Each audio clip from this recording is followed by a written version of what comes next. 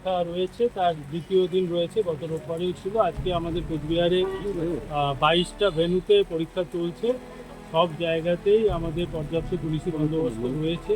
সব সিনিয়র অফিসাররাই আজকে ফিল্ডে রয়েছে।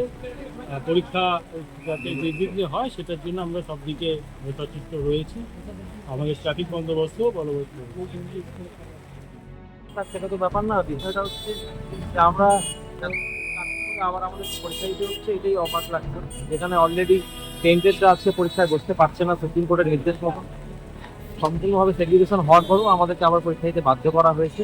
ওটাই সত্যি দুর্ভাগ্য। আজকে হয়তো আমরা ডিউটি করতাম, তারপরে পরীক্ষা দিতে হচ্ছে। ফলো করুন সংবাদ প্রতিদিন ডিজিটাল।